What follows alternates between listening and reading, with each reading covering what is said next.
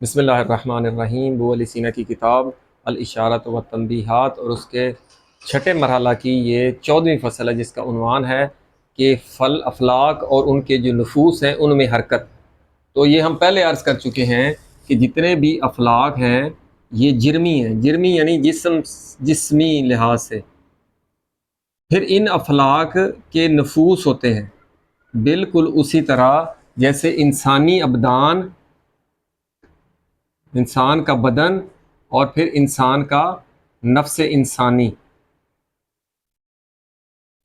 تو نفس انسانی محرک ہے کس کا؟ انسان کے بدن کا۔ بدن میں جو حرکت ہوتی ہے وہ نفس کی وجہ سے ہوتی ہے، نفس اس کا محرک ہے۔ اسی طرح افلاک کی جو حرکت ہے، نفوس ان کے محرک ہے۔ تو پہلی یہ بات کہ جو افلاک کا محرک ہے، ان کو حرکت دینے والا ہے، وہ نفس ہے۔ اور جب بھی حرکت ہوتی ہے، حرکت کی تعریف بھی ہم آپ سے عرض کر چکے ہیں۔ حرکت کیا چیز ہوتی ہے؟ کسی چیز کا کسی قوت سے فعلیت کی طرف جانا۔ یہ قوت سے فعلیت کیا ہوتی ہے؟ جیسا کہ بیج ہے، بیج کے اندر قوت پائی جاتی ہے درخت بننے کی، تو بیج بالقوہ ہے۔ تو یہ قوہ بیج سے تنا، پہلے جڑ، پھر تنا، پتے، پھول، پھل، آخر میں تو جب پھل آ جائیں گے، درخت کامل ہو جائے گا، تو اس کو کہتے ہیں کہ وہ اس کی فعلیت تام ہوگی اور اس کو کیا ہو گیا حاصل؟ کمال حاصل ہو گیا۔ تو یہ جو حرکت ہوتی ہے قوت سے فعلیت کی طرف جاتی ہے، کیوں؟ کیونکہ کمال کو حاصل کرنا ہے۔ یہ کمال حاصل ہوتا ہے قوت سے فعلیت کی طرف جانے سے۔ تو یہاں پر مصنف نے لکھا ہے کہ یہ دونوں کا نفس انسانی میں بھی، نفوس افلاک میں بھی حرکت ہے اور افلاک میں بھی حرکت ہے۔ اب یہاں بھی حرکت ہے، یہاں بھی حرکت ہے۔ ان افلاک کی جو حرکت ہو رہی ہے وہ اس نفوس کے مرہون منت ہے، یہ اس کا محرک ہے، لیکن نفوس بھی حرکت پاتے ہیں۔ جب افلاک میں حرکت ہوتی ہے تو پہلے بھی عرض کر چکے ہیں، افلاک کی کیا چیز بدلتی ہے؟ اس حیات، یعنی اس کا یہ جب دوری حرکت ہوتی ہے تو اس کی حیات بدل رہی ہوتی ہے۔ اور حیات کیا ہے؟ اس کی ذات میں حرکت نہیں، بلکہ افلاک کی حیات یعنی ان کے عرض میں حرکت ہے۔ تو افلاک قوت سے فعلیت، حرکت کے ذریعے قوت سے فعلیت کی طرف جاتے ہیں اور وہ کمال حاصل کرتے ہیں، جبکہ نفس کے لیے یہ کمال نہیں ہے۔ نفس کے لیے کمال کیا ہے؟ کسی بھی نفوس، پہلے بھی عرض کر چکے ہیں، نفوس افلاک ان کا جو کمال ہے وہ کیا ہے؟ اپنے مبدا سے تشبہ قائم کرنا۔ تشبہ بھی بار بار بتا چکے ہیں، مشابہت، سنخیت، ان کے ہم رنگ ہونا، ہم آہنگ ہونا۔ تو یہ نفوس کا کمال کیا ہے؟ مبدا سے تشبہ قائم کرنا۔ اور افلاک کا کیا کمال ہے؟ وہ ان کی حیات یا عرض میں ان کا قوت سے فعلیت کی طرف جانا۔ تو دونوں میں مشابہت کہاں پہ ہے؟ اس کا تو مبدا سے تشابہ کی وجہ سے حرکت ہے۔ تو یہ کہنا چاہ رہے ہیں کہ عرض میں، دونوں کے عرض میں حرکت ہوتی ہے، ذات میں نہیں ہوتی۔ اس وجہ سے ان دونوں میں ایک تشابہ ہے کہ دونوں کے عرض میں حرکت ہوتی ہے، لیکن اس کا علت یعنی حرکت کی علت اور ہے، اس کی حرکت کی علت یا اس کا کمال جو ہے وہ الگ الگ ہے۔ اس کا کمال الگ ہے، اس کا کمال الگ ہے، لیکن دونوں پر عنوان کمال کا آ رہا ہے۔ اس کا کمال تشبہ، مبدا سے تشبہ یعنی عقول سے، اور اس کا کمال بالفعل ہونا۔ تو یہاں پر مصنف نے کہا ہے کہ یہ اگر تو اپنے نفس کو اس حقیقت کو جاننے میں نہ تھکا، کیونکہ یہ بہت مافوق مرتبہ ہے کہ نفوس، اس کے افلاک، پھر اس کا نفس، پھر ان نفوس کی علت عقول، وہ مرتبہ بہت بلند ہے۔ تو آپ اجمالی معرفت جو ہے وہی کافی ہے۔ اجمالی کیا ہوتی ہے کہ اختصار کے ساتھ، جیسے انسان حیوان ناطق ہے، حقیقت اس سے بہت مافوق ہوتی ہے۔ کیوں؟ کیونکہ انسان کی جو قوائے بشری ہیں، ہم نے اس چیز کو جاننا ہے تو ہم نے اپنی قوائے بشریہ، جو بشر کی قوتیں ہوتی ہیں، چاہے نفسانی ہو یا غیر نفسانی قوتیں ہیں، ان نفسانی قوتوں سے انسان ان کی معرفت حاصل کرتا ہے۔ تو یہ جو قوائے بشریہ ہیں، ان کا تعلق اس عالم میں مادہ سے یا بدنی لوازمات کے ساتھ ان کا شغل، یعنی ان کی رغبت اور ان کی مصروفیت اس بدنی لوازمات کے ساتھ بہت زیادہ ہوتی ہے قوت بشریہ سی۔ اس وجہ سے یہ بڑا مشکل ہے۔ پھر مصنف کہتا ہے کہ اگر آپ یہ جاننا چاہتے ہیں تو اس کی ایک مشابہ ہے، تشبیہ ہے۔ وہ تشبیہ کیا ہے؟ وہ تشبیہ یہ اس طرح ہے، یہ والی تشبیہ جو پہلے آپ سے عرض کر چکے ہیں کہ افلاک بدنی ہیں، پھر ان کے نفوس، اسی طرح انسان کا بدن اور انسان کے نفوس، جب تو اس کی معرفت حاصل کر لے گا تو اس کی کسی حد تک معرفت حاصل ہو جاتی ہے، کیونکہ جیسا کہ احادیث میں آیا ہے کہ من عرف نفسہ فقد عرف ربہ، جس نے اپنے نفس کی معرفت حاصل کر لی اس نے اپنے رب کی معرفت حاصل کر لی۔ تو اس مرتبے سے اوپر والے مراتب کی معرفت تبھی ہوگی جب انسان اپنی معرفت یعنی اپنے بدن اور اپنے نفس کی معرفت کو حاصل کرتا ہے۔ اب یہاں پر اب ہم نے دیکھنا ہے کہ انسان کا بدن کا انسان کے نفس کے ساتھ کیا تعلق ہوتا ہے۔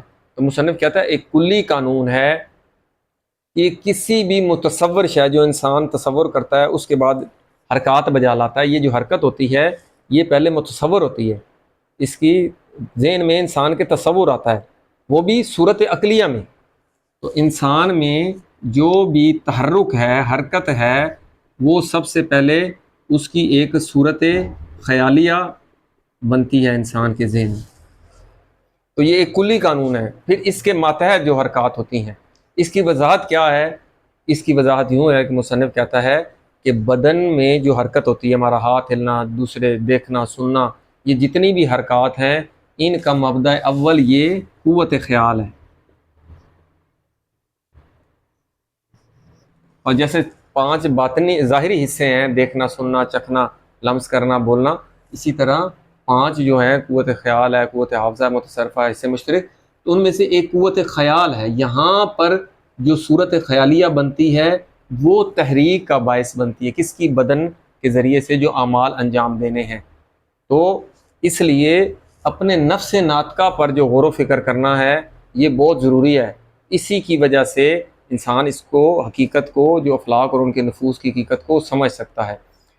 اب یہ جو صورت بنتی ہے قوت خیال سے، صورت خیالیہ بنتی ہے، اس سے بدن میں انفعال آتا ہے۔ تو نفس انسانی کی قوت اگر اس طرح لکھیں تو آسان ہوگا، اس کی ایک قوت خیال ہے، اس قوت خیال سے صورت خیالیہ بنتی ہے۔ کہاں پر؟ آپ ہمارے یعنی عقل میں، ذہن میں بنتی ہے۔ تو یہاں سے اس بدن کو انفعال، منفعل ہوتا ہے یہ بدن، یہ جو انسان کا بدن ہے اس طرح منفعل ہوتا ہے کہ قوت خیال سے صورت خیالی آتی ہے، وہ پھر بدن کو تحرک دلاتی ہیں۔ تو بدن میں جو حرکت ہے وہ منفعل ہوتا ہے بدن، کس علت کیا ہے؟ یہ والی، جو کہ تو وہ گویا کیا ہوا کہ انسان کا بدن کس کے تابع ہے؟ انسان، نفس انسانی، یعنی اس کی قوت نفس انسانی کے تحت ہے۔ اکثر آپ نے دیکھا ہوگا کہ انسان بیٹھا بیٹھا جھٹکا لگتا ہے یا اچانک دہشت زدہ ہو جاتا ہے۔ اسی طرح جو ریفلیکس ایکشن جو ہے ہم نے پڑھ چکے ہیں کہ کس طرح انسان کے ذہن میں اس کی صورت جاتی ہے، وہاں پہ موٹر نیورونز کس طرح اس کو ریفلیکس ایکشن کے تھرو وہ بتا دیتے ہیں، حالانکہ انسان نے دیکھا بھی نہیں ہوتا، مثلا پیچھے سے آگ لگی ہے، at the spot sensory neuron brain میں میسج بھیجیں گی، وہاں سے موٹر نیورون کے ذریعے میسج آئے گا کہ یہ چیز تمہارے لیے نقصان ہے، انسان بدن اچانک وہاں سے دور ہو جاتا ہے، حالانکہ اس کو دیکھا بھی نہیں ہوتا۔ تو بالکل بعین ہی ایسے یہ جو افلاک ہیں یہ منفعل ہوتے ہیں، کس کے ذریعے سے؟ اس نفوس کے ذریعے سے، نفوس کے ذریعے سے افلاک منفعل ہوتے ہیں۔ پھر نفوس کس سے منفعل ہوتے ہیں؟ یہ اپنی علت یعنی عقول سے منفعل ہوتے ہیں۔ تو یہ ایک آسان سا سادہ سی وضاحت دے دی ہے مصنف نے، اس لیے اس کا متن ہم دیکھ لیتے ہیں کہ الان مصنف کیا کہہ رہا ہے کہ اس وقت آپ کیا ہے؟ لیس لکات، آپ کے لیے نہیں ہے کہ ان تکلف نفسک، کہ تو اپنے نفس کو تھکا، کس لیے؟ اصابت کن ہے حاضہ تشبہ، یہ جو تشبہ، یہ جو نفوس ہیں اپنے عقول سے یہ تشبہ قائم کرنا چاہتے ہیں، اس کی حقیقت کو جاننے کے لیے اپنے نفس کو نہ تھکا، کیونکہ یہ بہت دقیق مسئلہ ہے اور یہ ریاضت سے ہوتا ہے، آگے بیان کرے گا۔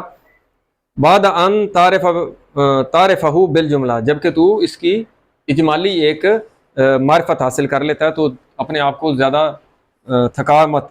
فَإِنَّ قَوَ الْبَشَرِ وَهُمْ فِي عالم الغربت، یہ عالم غربت ہے جس میں ہم رہ رہے ہیں۔ وہ کہتے ہیں انسانی بشر کی جو قوتیں ہیں اور جو انسان ہے وہ اس عالم میں ہے، اس عالم غربت، مادی عالم میں، قاصرتاً عن اقتناء ہے، تو وہ قاصر ہے کہ اس کا شکار کر سکے، اس کی حقیقت کو جان سکے، ما دون ھذا، جو اس کے علاوہ ہے تو کیسے وہ جان سکتے؟ فَكَيْفَ ھذا وَجَوِّز، وہ کہتا ہے پھر تو جائز قرار دے، یعنی تو ممکن سمجھ کہ انہو اذا کان المحرک، کہ جو محرک ہے، کس کا محرک؟ افلاک کا محرک، حرکت دینے والا، اسم فاعل ہے یہ محرک، یریدو، یہ محرک ارادہ کرتا ہے کس چیز کا؟ تشبہن، یہ محرک جو ہے یہ تشبہ مبدا سے قائم کرنا چاہتا ہے، تو ینالو منہ، تو وہ اس سے کیا پاتا ہے؟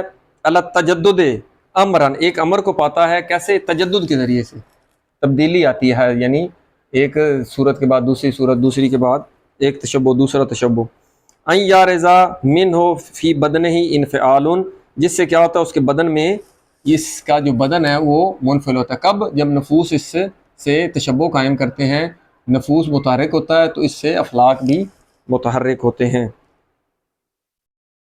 انفعال آتا ہے، یلیق بذالک التشبہ، یہ جو انفعال، اس انفعال کے ذریعے سے تشبہ جو ہے وہ مناسب اور سزاوار ہے، من طلب الدوام، دوام سے مراد یعنی کہ کمال حاصل کرنے کے طلب میں، کما یارزو فی بدن کا، وہ پھر مثال دے رہا ہے کہ جیسے کہ تیرا بدن، یارزو فی بدن کا، تیرے بدن میں عارض ہوتا ہے، من انفعالات، ان انفعالات کے ذریعے سے، یا انفعالات سے کیا حاصل ہوتا ہے؟ جیسا کہ تیرے بدن میں، یعنی وہ کہہ رہے ہیں کہ انفعالات آتے ہیں، اور وہ انفعالات کیا ہوتے ہیں؟ تتبع و انفعال و نفس کا، وہ تیرے نفس کے منفعل ہونے کی اتباع میں آتے ہیں، تیرے نفس کے پہلے یہ منفعل ہوگا، کس سے؟ نفس انسانی اپنے مافوق علت سے، پھر یہ نفس انسانی سے منفعل ہونے سے یہ انسانی بدن بھی منفعل ہوگا، بالکل ایسے ہی۔ وَأَنْتَ إِذَا طَلَبْتَ الْحَقَّ بِالْمُجَاهِدَةِ فِيهِ، وہ کہتا ہے اگر تو طلب کرتا ہے، چاہتا ہے الحق کا، حق کو، حقیقت جاننا چاہتا ہے، تو بالمجاہدۃ فی، اس میں تو مجاہدہ کر، تقوی اختیار کر، غور و فکر کر، تفکر، جیسا کہ احادیث میں آیا ہے کہ التفکر جو ہے وہ حقیقی عبادت وہی ہے، لیس العبادت و کثرت الصوم والصلاۃ، صوم اور نماز اور روزے کی کثرت عبادت نہیں ہے، انما العبادت التفکر فی امر اللہ عز وجل، اللہ کے امور میں غور و فکر، یہ امور ہیں اللہ کے تمام، ان میں تفکر کرنا۔ فربما، شاید کہ لا اللہ کا سر، تیرے لیے واضح ہو جائے، روشن ہو جائے ایک سر، راز، واضح، ایک واضح راز، اور کون سا واضح؟ خفی، جو چھپا ہوا ہے وہ تیرے لیے واضح ہو جائے، کیسے؟ جب تو مجاہدہ کر، ریاضت کر، وجتہد، تو بس کوشش کر، زور لگا، تفکر کر، وعلم، اور تو جان کہ انہو کیف یمکن ذالک، یہ کیسے ممکن ہے کہ یہ جو نفس اور یہ فلک کا آپس میں انفعال، فعل و انفعال، ان کی حرکت،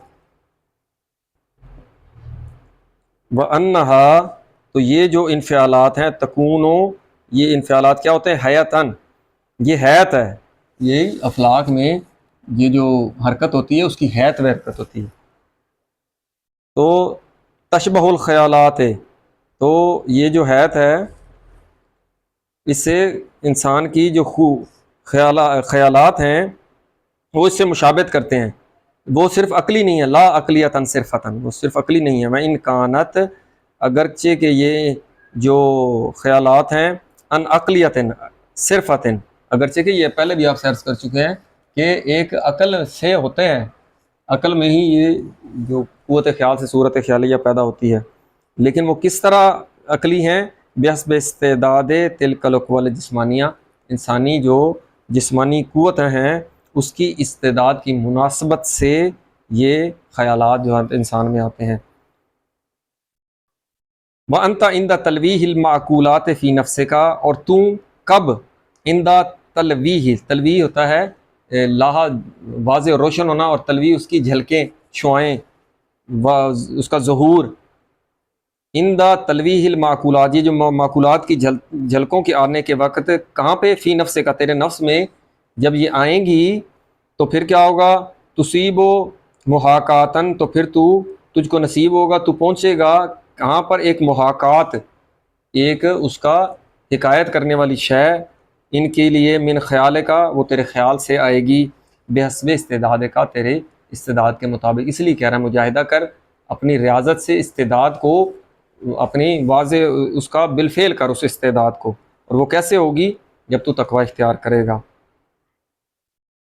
ثم اشتہیت ضربا آخر، بس یہاں تک مصنف نے بیان کر کے یہ بتا دیا ہے کہ اگر تو اس کو سمجھنا چاہتا ہے تو یہ ایک نسبت ہے، تو اپنے بدن اور اپنے نفس کے درمیان جو ایک نسبت ہے اس میں غور و فکر کر، تو پھر تو اپنے نفس میں ایسی جھلکیں پائے گا کہ یہ جب کلی قانون معلوم ہو جائے گا تو یہاں پر بھی یہی کلی قانون لاگو ہوتا ہے۔ تو یہ ایک نتیجہ ہے کس چیز کا؟ کہ بدن، چاہے افلاک کا بدن ہو یا انسانی بدن، اس میں حرکت اس کی حیات میں ہوتی ہے۔ اس حرکت یعنی وہ منفعل ہوتا ہے کس سے؟ نفوس سے۔ پھر نفوس جو ہیں وہ بھی حرکت کرتے ہیں، لیکن وہ اپنا مبدا کے لیے حرکت کرتے ہیں، نہ کہ افلاک کے لیے۔ یہ نتیجہ مصنف نے نکالا ہے، والحمدللہ رب العالمین۔